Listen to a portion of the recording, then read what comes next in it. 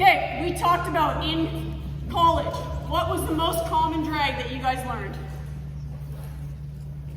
Yeah, and it's called an incline drag. You guys remember that? You guys watched Firefighter, right? Okay, so this would be it, right? I find my victim. I'm gonna sit her up. Okay, I can hold her up with my knee. I'm gonna put my arms around her, grab my wrist. Okay, get it up. And now we're leaving. Okay? Why do we tell firefighters to stay low and smoke? Good air down there. Good air down there. Where did I just lift my victim's head? Does she have any SCBA on? No. No. I just lifted her up into the worst, shittiest smoke in the building. Do you see how this is bad? If I can avoid this, I'm going to. Okay, yes, us as firefighters. We have PPE on. Doesn't matter if we stand up, but for them it really does matter. Okay? If you want to come lay back down again, the very first drag we're going to do, we're just flipping it. I call it a reverse incline drag. I'm going to start at her feet. Okay? Same thing. Find a victim. I'm going to do a sweep. I know I can drag her out myself. Okay? I don't have to reach that far. She's not that big. Okay? Instead of going to her head, I'm going to come to her feet. Okay? I'm going to lift these up. Split her legs, one on each side. Remember we talked about victims, how when their skin starts to melt, it gets slippery? Watch how I'm gonna lock her body into mine so she doesn't slip. Okay? I put each foot behind, under my arms, in my armpit, and watch how her toe is gonna hook onto my shoulder.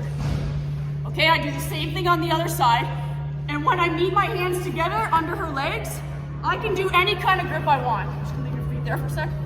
Okay, I can grab like this. I can grab a thumb. Maybe I'm not grabbing anything. Again, find what works for you. Okay, I just grab my hands and I'll squeeze. Like I think they call this a gable grip. That's what I do. Okay? So again, feet under the armpits. Her toes are locked in case she's slippery. I grab my own hands. Again, we talked about good lifting techniques. I'm gonna lift up. Watch how it pulls her body off the ground. Again, depending how tall she is. The taller person isn't going to come off the ground this much, and then I can go. Make sense? So, what do you think is a negative about that drag? So good, her head is dragging on the ground, and that offends a lot of people. But I'm sure you guys have heard the term life over limb. Okay, is she going to survive some rug burn on the back of her head? Yeah. Okay, is she going to survive if I drag her out? In an incline drag, breathing in all that smoke? No. Okay? So the way I see this is a life over limb thing. What's another negative of this drag? Could be, but same thing, life over limb, that applies there. What'd you say? You're going backwards. I'm walking backwards, that's the negative. And I see this because I teach students all the time. When we are walking backwards, what is likely to happen? You're going to go downstairs or fall or whatever. Exactly, I'm going to trip on something. Okay, so when we do this, you want to be a victim again? You want to come drag her?